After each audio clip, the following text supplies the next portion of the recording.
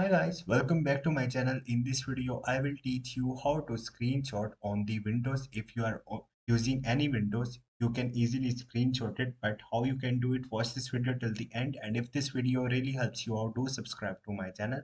So there is multiple ways to screenshot your laptop or computer screen. So first method is that you can simply tap on the print screen of your keyboard and you can paste the screenshot in the paint like this. I simply, you can see it's here. Now you can select any part of the screen you want to screenshot and you can easily paste that screenshot like I simply show you in paint. As you can see, it's here.